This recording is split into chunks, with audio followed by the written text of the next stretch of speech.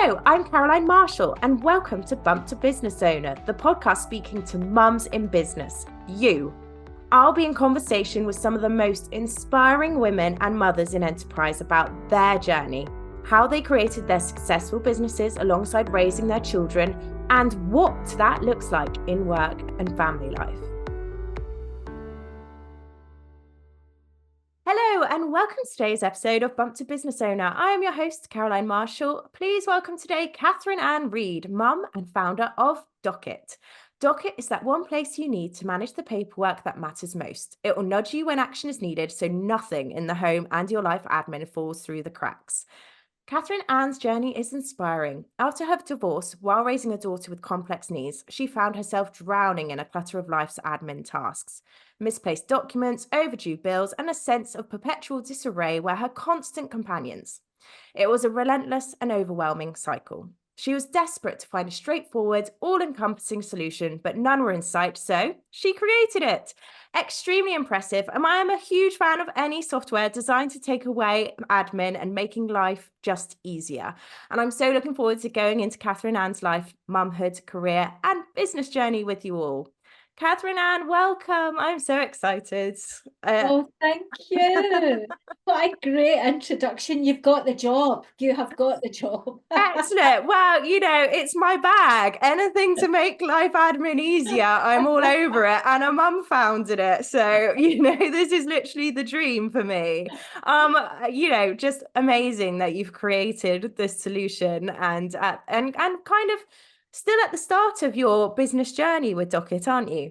Yeah, it's still really early days. So we're in beta and what does that mean for anyone who doesn't know what that is? That mean? What does that mean? So we created a web app so that we could find out, was it viable for people? Regardless of all the research that you do up front, there's nothing like putting something physically in someone's hand to find out that if they do want it, if it's right for them, and what we need to do to make it work as we move forward and as people's life changes. And you're a mum, your life changes substantially when that red book lands. Oh God, that red book. Oh, if you can find a solution for the red book, that'd be great. So, do you know what?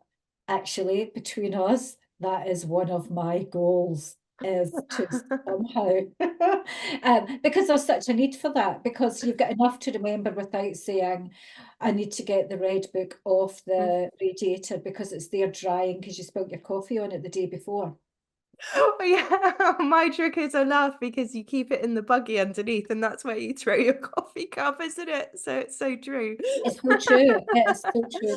There has to be a better way. But yeah, so it's early days, and what we're working on now is transitioning onto the App Store so that it's going to be easier for people to download and access. So it's early days, but it's so exciting because hearing the challenges that people have, and do you know what? And I'm going to say this right up front. We are not for everyone, and that's okay.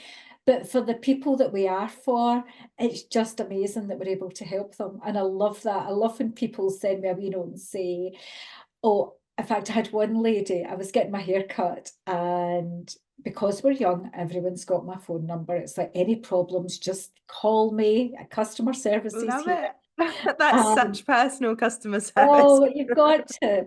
And I was getting my hair cut, and it was a lady had sent me a text to say she'd been for an interview. She needed 3 forms of ID. She only had taken 2. And then she said she remembered she had her water bill in Doqit, so she was able to use that. She'd only been a user for 2 weeks, and she said already it's helped me and paid for itself. And do you know what?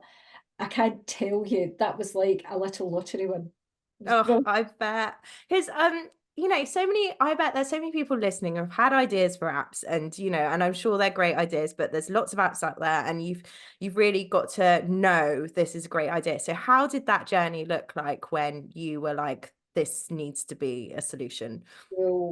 Well, the first thing you have, so there's loads of problems out there in the world. There's loads of problems.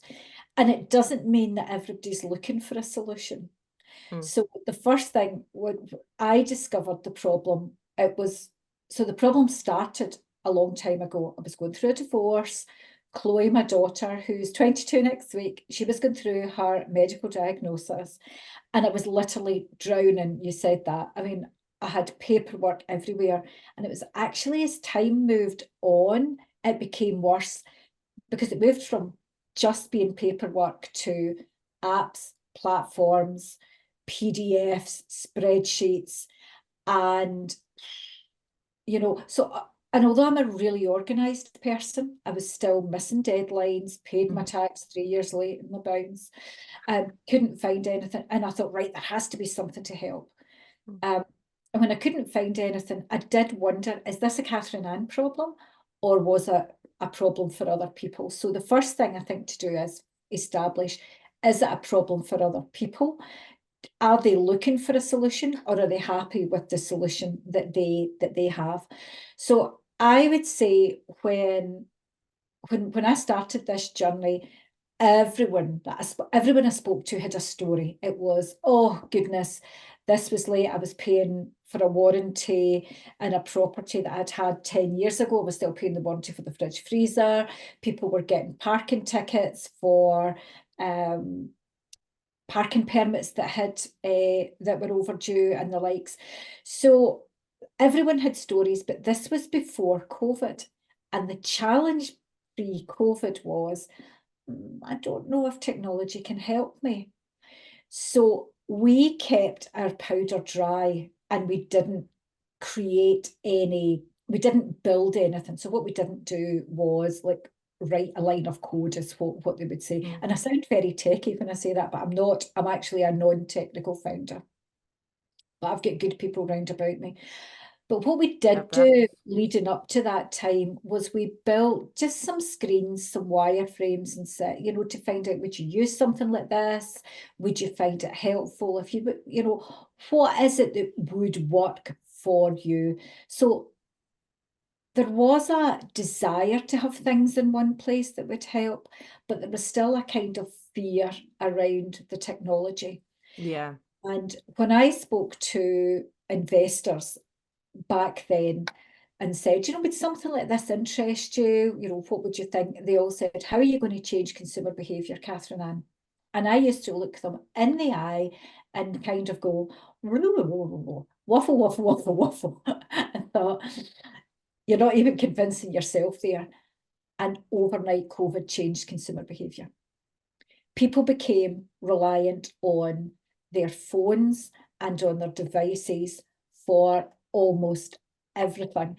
And I always kind of use this analogy. If you think even 3 years ago, if you had walked up your high street and the first 100 people you'd met, you'd said, do you know what a QR code is? They would have said, not sure, and actually definitely don't trust it. Now it's become ingrained in our day-to-day life. We use QR codes for everything. So that overnight reliance on technology and the speed at which businesses got their act together and how they were communicating with their customers and consumers created that perfect storm to make the time right for Doqit. Yeah.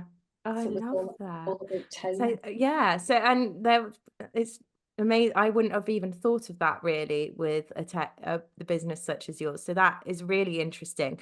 And you say you're a non-technical founder. So just a little bit, I'd love to know, because your journey before needing this solution and coming up with this.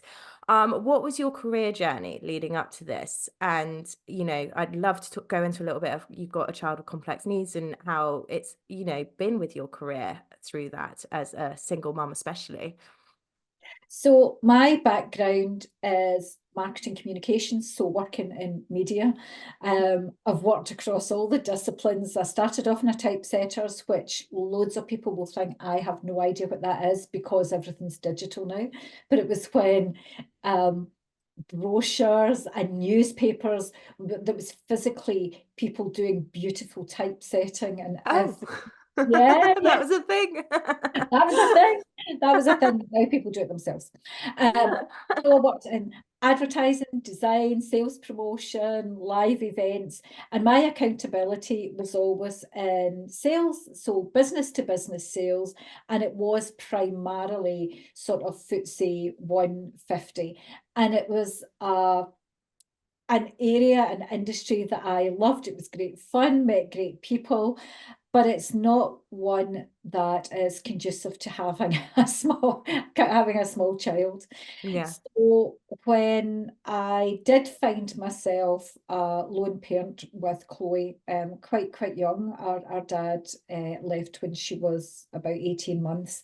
I had to think, right, okay, what are we going to do here? Are we going to sink or swim? So I worked freelance. So what I did was I worked because Chloe had lots of appointments.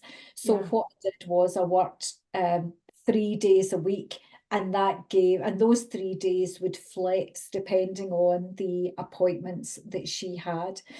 And when she was very young, I was lucky. Still had my mum then, so she could come. So I'm not in Scotland, although I'm Scottish. I've lived down in Berkshire for the last 26 Oh, years. And my mum would come down and help me with Chloe. lovely. Now, as so when I lost my mum, that again was another pivot in my Shift. life, and I had to find really good childcare. But for me, it was always about any time I worked, it was about quality, not quantity, and finding a good support system round about me. But I'm going to be honest, it was hard, Mm. and their balls were regularly dropped. And just as soon as you find somebody that you think's great, they've then get their life and they're going on to maybe get married or they're moving home. So it's not easy, but I've always been someone that is right, okay, let's find a way. We'll find a way through this. And I think, when I was working freelance, I was always really honest with the people that I was working with to say, Chloe is my priority. And if something happens, I will let you know, because my key thing was I never wanted to feel guilty about letting my child down, and I never wanted to feel guilty about letting my client down. So I just always thought, be upfront, just say it how it is. Oh, I say that all the time to the team when they haven't kind of settled on what sort of hours they want to do. And I'm like, right, let's decide. I want to put you forward on hours that work rather than feel like you're going to be let down. And if the client doesn't go with those hours, it's not the right client for you. You need the ones. And Yeah. it shows how solution orientated you were. Like you were thrown into the scenario at 18 months old. You had to work. You Yeah. also had to prioritize your daughter, and you found a way. And yes, balls were dropped, not easy, but it really shows you've got this brain that is like, right. Or do you think, have you got that brain, or was it just you had to make it work, you had no choice? Yeah. So I think it's funny, because if someone had said to me before I had Chloe, if I sort of dial back 25, 30 years and someone said, you'll do this, I would have thought, oh God, I could never do that. But I think that, life, we're all faced with different challenges through life, and it's how we address them. And I I didn't feel I had a choice. I had to keep a roof over our head. I had to look after my child, and I had to look after myself and have some fun as well along the way. And I just made the choice that I was going to do it. And if there was days that I couldn't, then I didn't. Yeah, It was as simple as that. you embraced it. Yeah, and I wasn't soaring myself. I would just think, right, okay, go to bed. Tomorrow's another day. Yeah. Oh, yeah, that's a really good point, because I think sometimes people are just too hard on themselves. They might say, oh, Catherine Ann can do it, I can't have a hard day. And it's like, yes, you can. Yeah. And I think the other thing is that people generally only see, do you know what? Let's look at Instagram for an example. People only ever see the palm trees and the beach. What they don't see is that you have maybe scrimped and saved for 3 years to get the palm trees and Yeah. the beach. And I guess perception is reality in many ways, and people do see the shiny, glittery side. They don't see the actually maybe the dishwasher hasn't been Yeah. emptied for a week, the laundry's piling up, because real life's quite dull, and we're not always inspired by real life, but we're inspired by people who we think are smashing their goals. It's so true. We've got our own laundry to deal with. I don't need to see someone else's laundry not being dealt with. It's true. It's true. It's true. And I think we talked about this, just me and you before, but did people ever have assumptions of you because of your circumstance that like didn't want to work with you? Or did you ever come across that sort of thing? Or do people ever say the wrong thing that you were just like, oh, Oh, lots of times. mm, Yeah. And I think so what people do, and it's taken me a longer to get my head around the why people are like that. And it's because we judge situations through our own lens. So people would think, well, I couldn't do that, so she probably can't either. But it's like Chloe. So when I talk about Chloe, Chloe's been mine since the day she was born. So I've had to adjust and create scenarios since then to make life work. Otherwise, we would never get out the front door. But what people do is they look at it through their lens and they think, oh, well, I wouldn't be able to get out the front door, so I don't think she can either. And, I did find it in my career a couple of times where when I was working freelance, one business I was working with was taken over, and the chap said, "This is a full-time role. We need you to be full-time." And it was like, well, I can't do full-time, so I guess we part company. mm, Um, and the people that knew me were like, "We know what you can do," and it was like, "That's okay. He's in charge now, so that's fine."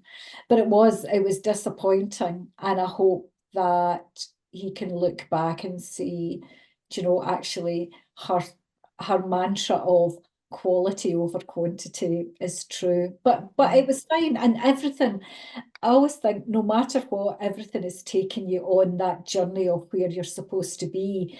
And that did make me look at my situation with Chloe, my situation with my paperwork, and think, right, okay, what are we going to do? mm. We're going to create a business. Yeah, and I think you're absolutely right with like that whole thing of people like, well, I couldn't do that, and it's like you don't know and until you're in it, and you may never get in it, and Yeah, that I think that's the thing. And yeah. people have these assumptions. I think me and you briefly bonded because I had a baby in NICU, and sometimes who says, didn't a nurse say to you, you'll never work again? So I had a couple of things that were said that made me go, oh. So Chloe was 2 days old, and this young registrar came in and he said to me, "Oh yes, your baby's got an and I didn't know what that meant. Your baby's got an asymmetric face. Don't worry, by the time she's 22, 23, we'll be able to do sort of plastic reconstruction surgery on her, and it'll be fine." And I was looking at this perfect baby, thinking, what are you talking about? And I'm going to say she's never had plastic surgery, and I still think she looks absolutely beautiful. She Um, is beautiful. I've seen photos of her. but um, I also had specialists telling me she wouldn't walk, she wouldn't talk, she wouldn't toilet, and it was all about sort of this setup for failure. And maybe they do that to try and help parents manage expectations. But I was just like, no, not my girl. She will walk, she will talk, she will be able to toilet herself. And although she has got really complex needs, she's got severe learning difficulties. You know what?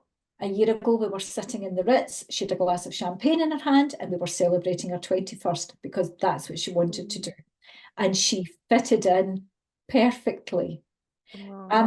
I'm a great believer in it's not what someone can't do, Mm. it's what they can, and we can all do something, and we all have a place in society. And we can all prove people wrong, We which can you all do both people have wrong. done. And Yeah. there's something quite delightful about sort of going, No, really, it's "Ha, It really is. I don't, yeah, I'm preaching to the choir, but definitely, I imagine that. And it's just such an inspiring story. And I can't even imagine, because I remember bringing my little child home from NICU and all the medicine for a while we had. And I, because I'd had like a healthy baby the first time Yeah, and didn't have any of that. I just brought my baby home and fed it. And that's what you do, and that's hard enough. And then it gave me this real appreciation of like, oh, so this is all the stuff you have to remember, like when things haven't gone to plan and straight, or when things are just a bit different for you. yeah. I Yeah. think a poem, I don't know whether it's a poem or a story, because it's not really a poem. It's a piece that was written by a lady called, I think it's Emily Kingsley, called Welcome to Holland. I don't know if you've ever come across it. No. And someone had said to her, what's it like when you've got a child who has special needs? Um, and she had written this piece, and she said, you know, when you have a baby, it's like going on holiday. You buy books, you maybe learn some new words, you pack your case and off you go. And then when the plane lands, the pilot says, welcome to Holland. And you say, Holland, I'm supposed to be in Italy. Why am I not in Italy? You know, Italy's fast, it's flashy, everything's go, go, go. And I'm in Holland, and it's slow, and it's a bit clunky. But actually, once you've been in Holland for a few times, you realise that actually it's beautiful. It's got Rembrandts, it's got beautiful bright flowers. You learn a whole different language, but actually the people you meet are really lovely. Meanwhile, a lot of your friends and family, they're still going to Italy, and they're telling you how flashy, how amazing, how fast it is. And you say, yeah, I know. I was supposed to go there, but I'm okay in Holland. Oh my gosh, you're making me emotional. That's so nice. But it is, and it's lovely because it is such a good Mm. analogy of, we all think we're going to Italy, but sometimes we land in Holland, and Holland actually has got so much to offer. Yeah. And it's a new life that you didn't know was there. No, Yeah. do you know, again, honestly, if someone had said you are going to be presented with Chloe, I would have thought I wouldn't cope. And actually, having Chloe is the best thing that has ever happened in my life. She's made me a better person. She's taught me about life, and she'll never appreciate how much she's taught me, and the amazing people that she's brought into my life that have Mm. enhanced it so much. Yeah. And she's so lucky to have you, and Oh, you're thank exactly you. what she needs as well. So that's oh God, I'm gonna have to like get myself together to talk a bit. And it's just, I think on the other spectrum side, I'm sure there'll be a lot of women listening to this, not in the same parenting situation as you, but from a divorce perspective. I was talking to another podcast released this week with Laura Lee White, who went through divorce, and how she had to manage that career wise, and just for a while everything was, because financially she just had to get back to work, and everything was just wraparound childcare, all of that, and now she's moved away from that. Like, did that just bring, and you're still new in your motherhood journey as well, only 18 months in, and Yeah. what extra life curveballs did that throw you? So it was really difficult because and we're 20 years down the road, so life's very different. So Chloe's dad left and went to a different country, which meant that he wasn't there to offer support. And the divorce was really protracted, and it was really traumatic. Um, and if I was to give anyone any advice around divorce, it would be, put yourself 10 years down the road. Don't think about how you feel, the anger, the hurt, the frustration that you feel right now. Think about where you and your family situation, where you want to be in 10 years' time. Because what you don't want to be is battling in 10 years' time. So try and remember why you marry. And it's not always easy. It's not always easy. I think was my situation unique? Probably not. I think everyone probably thinks their situation is quite unique. But do try and communicate. There's some great there's a new tech company out there that's offering support for people going through divorce to help coach them, so you can get a divorce coach. But for me, there was one winner in the divorce, and it was the lawyers. Oh, I'm so pleased you had good ones. They cost a lot of money. That was why they won.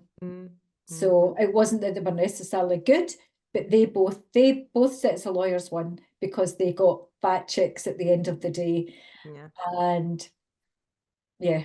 Yeah, I've heard of divorce coaches and so pleased they're there now, and that might be helpful Me for too, me someone. too. I think it would have been really helpful for me, because I was going through the difficulty of a divorce, and also Chloe was her She condition needed you. unfolding. I mean, she never got a diagnosis till she was 9.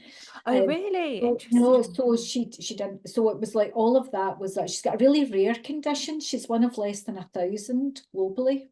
Oh, wow. And what's it called? It's called Cohen syndrome. So Cohen, as in the surname Cohen syndrome. Cohen syndrome. And yeah, so really rare. And so she didn't walk till she was 5. She didn't start speaking, making really any words properly till probably she was about 7. She's got a speech impediment, so we had to learn Makaton. So while all of that, it was just like, yeah. But we came through it. Yeah. And We I think not getting a diagnosis till you're 9 kind of hits your point earlier. I bet externally people would be, oh, well, how can you sit there and wait for this? But that's what you had to learn yeah. was that was going to take time, if ever happen, I guess at And it, times. and it didn't matter to me. There was the thing. I think that having a, a label, so any syndrome has got such a wide spectrum, Yeah. such a wide Mm, spectrum. mm. And Google's not your friend.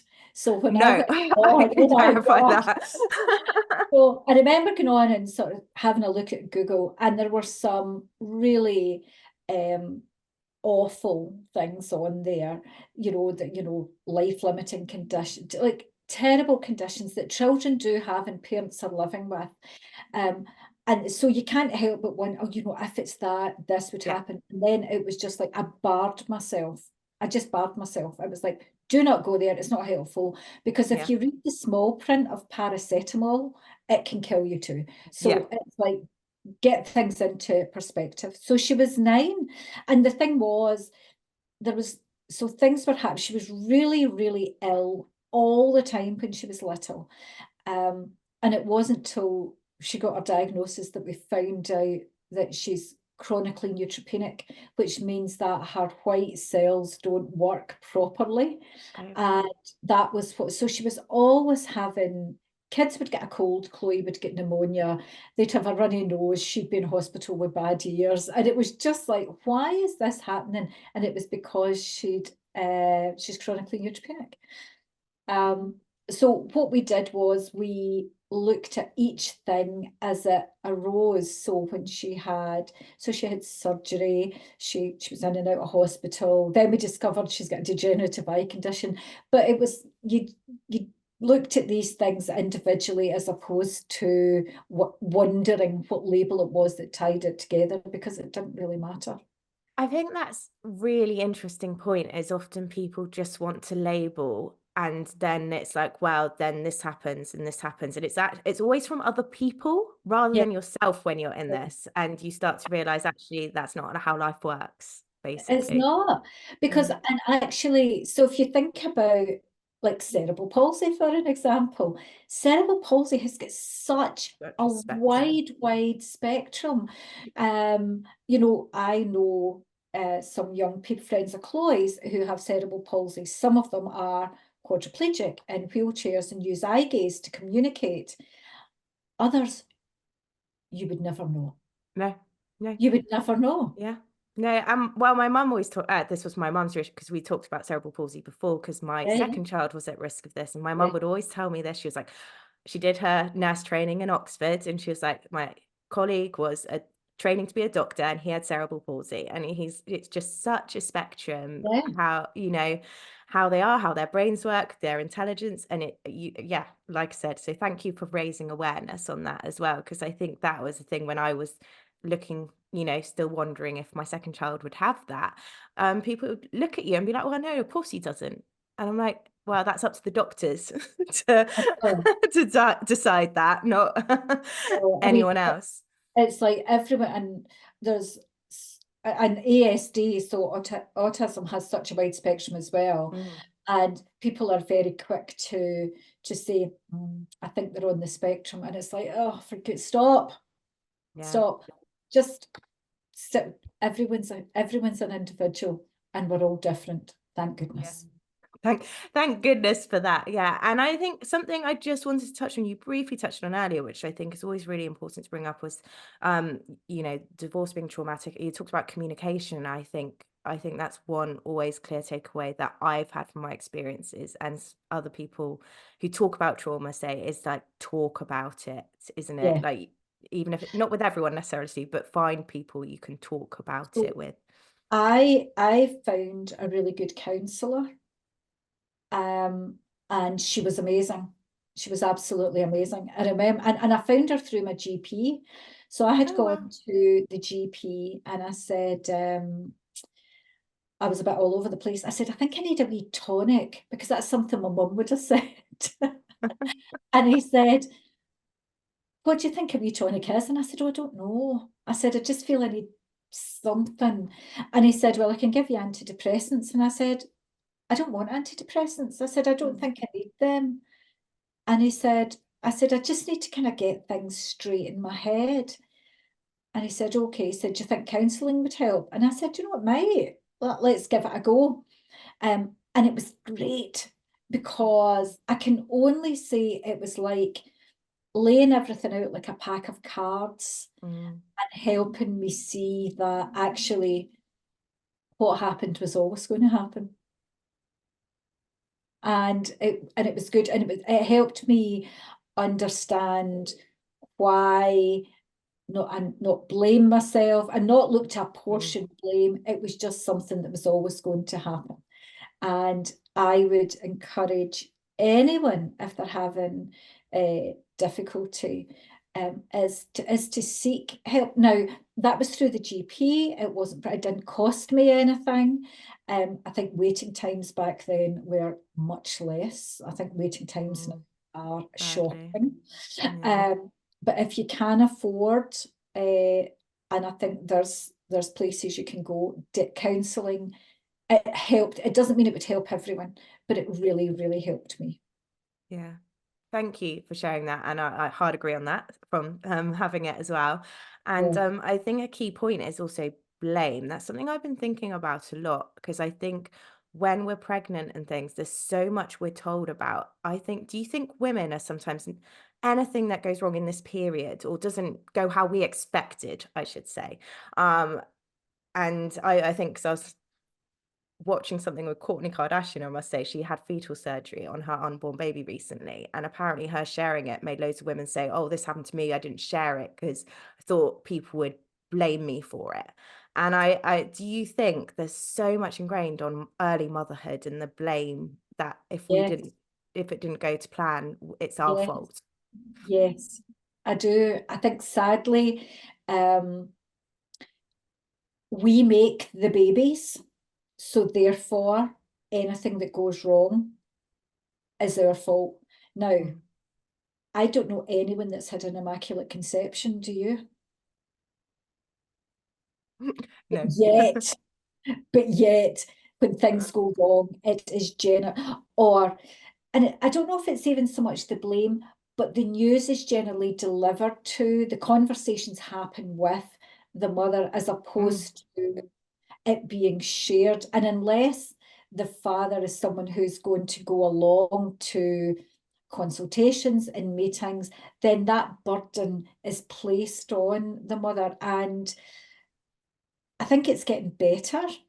I Mm, know a few dads that are amazing and they are every step of the way and want to know and want to be much more involved.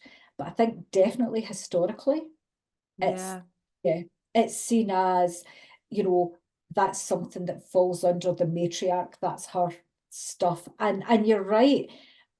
Mm, why did her baby not live? Why did her baby? It's not their baby, her baby.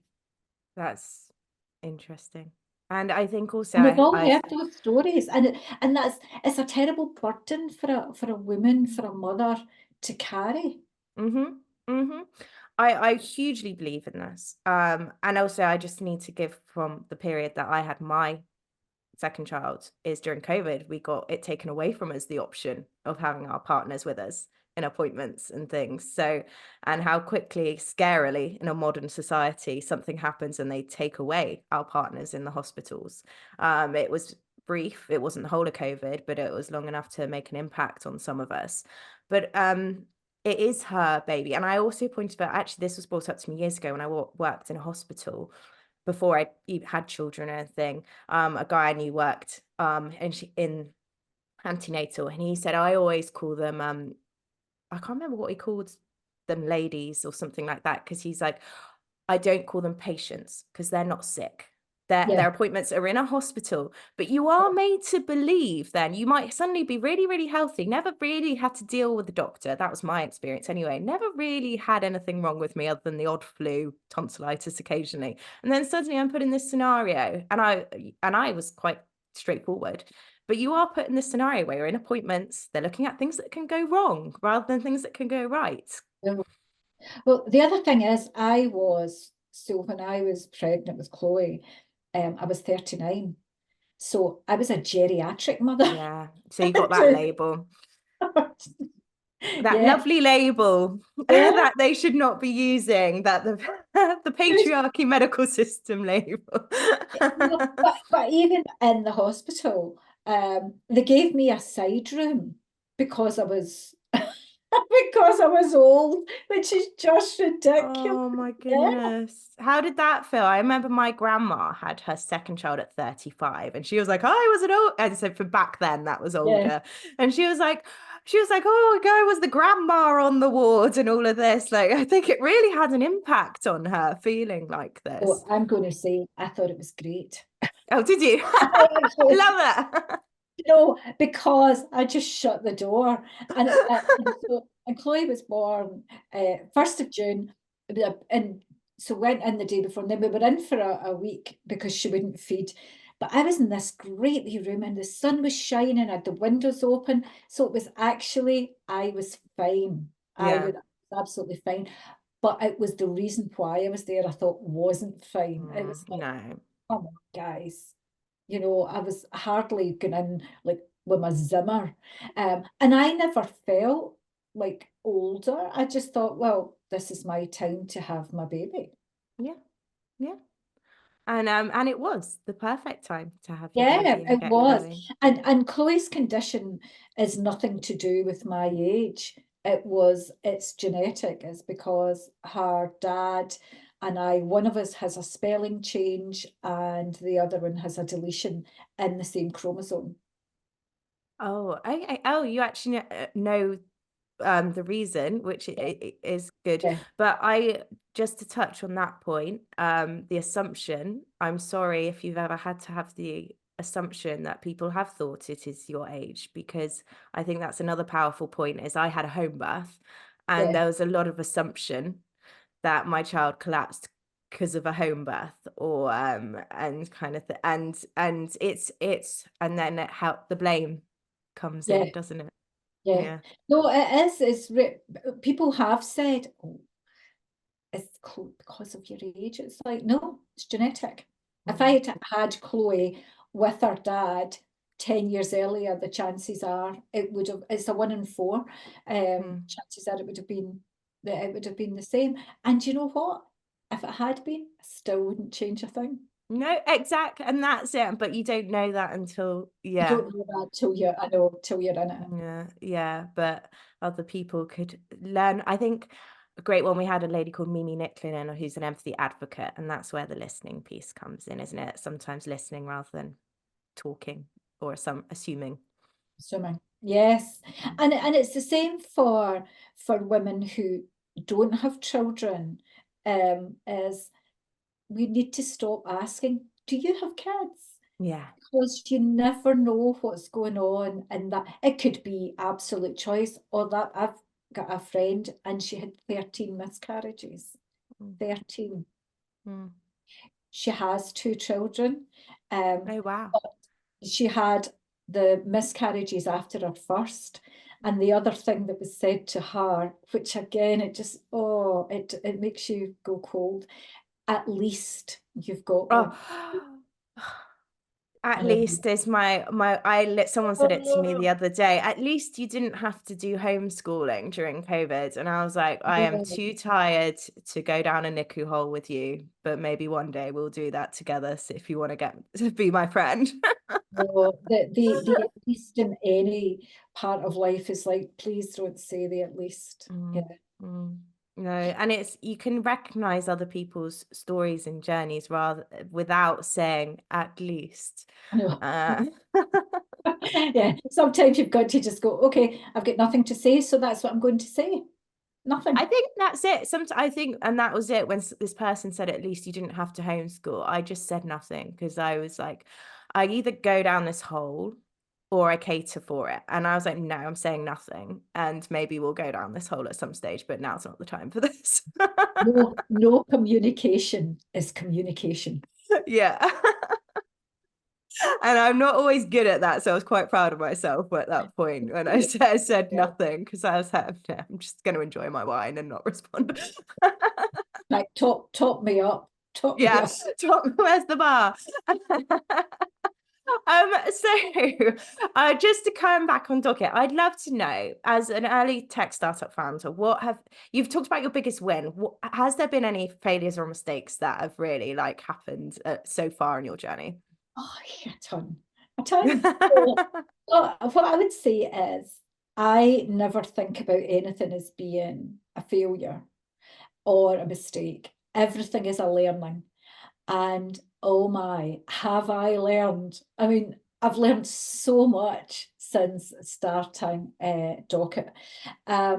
So there's lots of learnings. Huge learning is that you can never assume anything about you. So you need to speak to people, you need to speak to people about the problem. And just because the problem shows up in a way for you doesn't mean it shows up for other people that way. Mm. Another thing, big thing that I learned, really in relation to Doqit, is that it's not really for people who have their life out of control, because actually some people like to live that way. Not everyone is Yeah, looking that's so true. I've for a definitely got solution. friends who just that's their life. It's the life, there are people that live in what would be chaos for me, and I couldn't live that way. But actually, it's how they rock, and that's okay. So trying to push something onto them, because I mean, I have had people say, "Oh, Doqit would be great for," and now I can say it's not. That's Mm. not. That's how they are. Um, and so, but what's the biggest learning? So probably one of the biggest is everything takes much longer and That's a good one. costs much more. Because I said this to someone earlier this week. They said, "Oh, what's a big thing that you've learned?" And I said, I remember, so I'm now remarried to my lovely husband, hugely supportive and a fantastic father figure to Chloe. We're very Oh. lucky. And he said, when I said, "I'm going to do this," and he was like, "Great." And he said, "So how long do you think you would give it?" And I went, "Oh, probably about 6 months." Times. But But he's so supportive of the journey, and he has oh, seen it going, and although, so Gary's a carpenter, he's not technical, but he's seen it going from the smoke and mirrors of a PDF to, some wireframes, to now where we have people that pay for Doqit and use it and are contributing towards the development of where it's going to go and what it's going to be. And he loves that. But he said, what happened to that 6 months? And it's like, yeah, I know. But it's, so things take, and things cost much more. You see people on LinkedIn all the time saying, oh, we could whiz up an MVP for £1,000, and it's like you can whiz up some wireframes and things, and that does work as an MVP for some things. It really does. I'm not disputing that. But actually, when you start to get into the journey of having to build something that's technical, then it can cost much more than you think.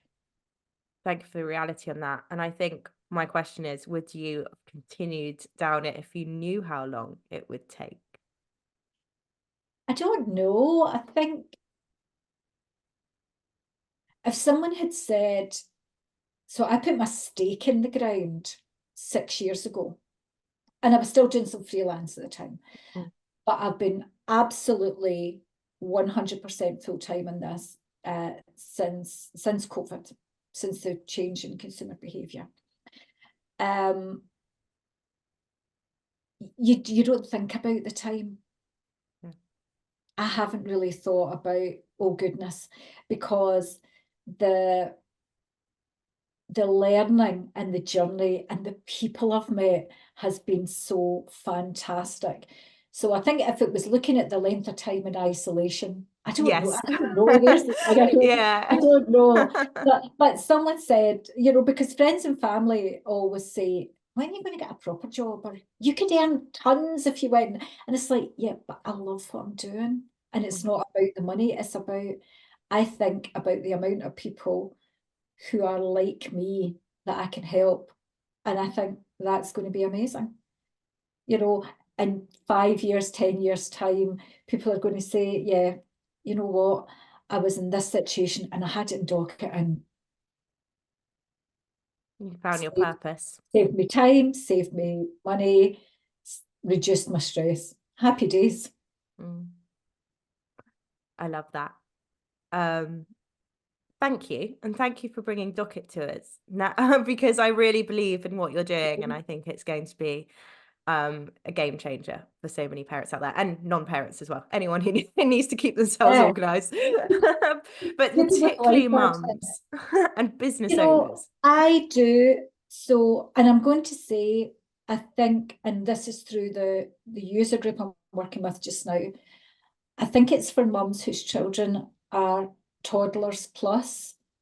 I think when you've got a new baby, and particularly a first-time mum, life is so different that you don't have time for paperwork.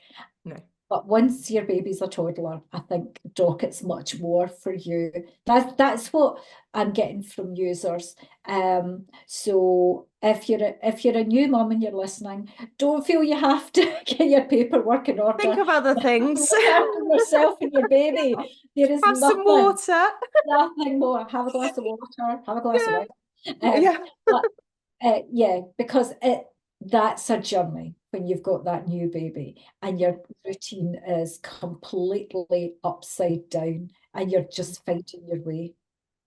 Yeah, and I think other mums at my stage, because my second's toddler, but school age, when they get to school and you've got all this other paperwork that comes. Yeah, I can imagine, like, that's a great time as well. And you might be back at work fully or trying to juggle that kind of thing. I don't know a mum, whether they work or don't work, that isn't busy. Yeah. Yeah, because every mum I know, regardless of their age, regardless of their employment situation, is busy and has got a lot on their plate. And stage of parent life, I think, is probably good to raise awareness on as well. I love that. Let's end, for anyone who wants to has a tech or an app solution that they really think is needed, and believe there's others like that. What are your top 3 tips for someone looking to start a business like you have? Great question. So top 3 tips. 1, find out, is what you think is needed. Find out if it is needed. Speak to people, set up a WhatsApp group, don't always speak to the people closest to you. Don't tell them what you're doing. Ask them if they've got the problem. Is life admin a problem for you? Tell me what you're using just now. Tell me what you think would help. So first of all, find out, is it just a problem for you or is it a problem for other people?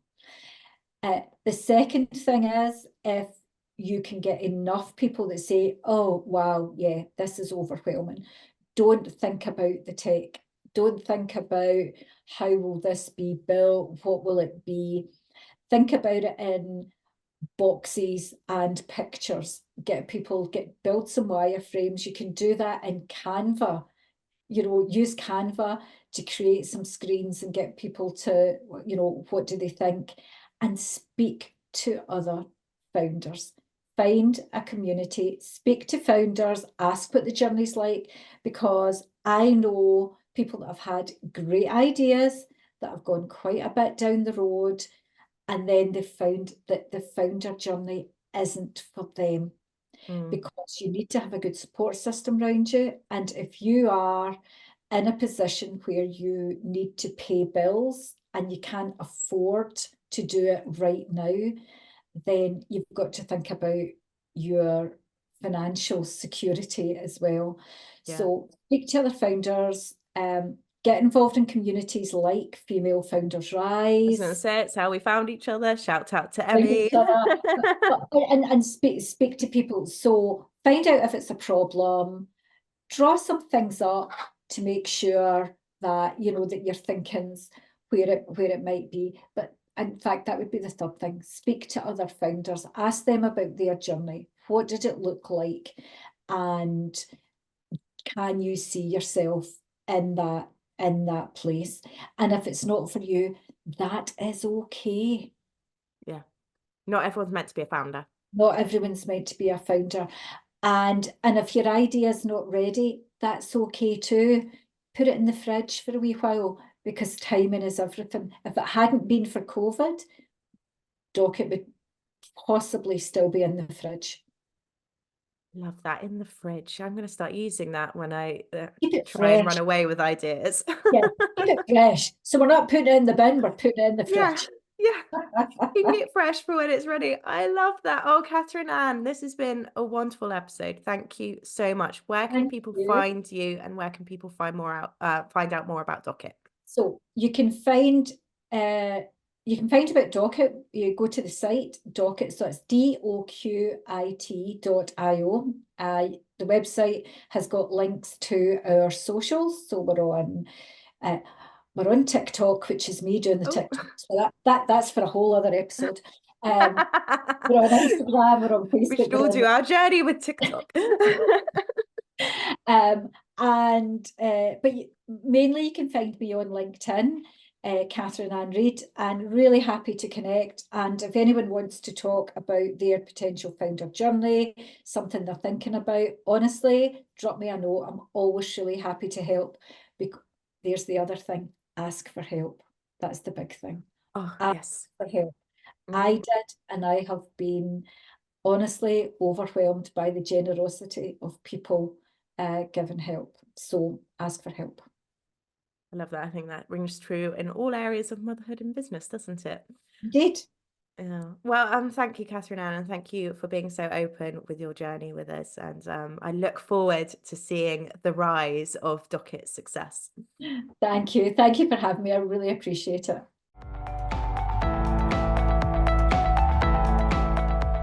Thank you so much for listening to Bump to Business Owner. I hope you enjoyed the conversation. Please do rate, review, follow, or subscribe wherever you're listening. It really helps us to connect with more mums and business owners. You can DM me on @BumpToBusinessOwner on Instagram, and I'll be back next week.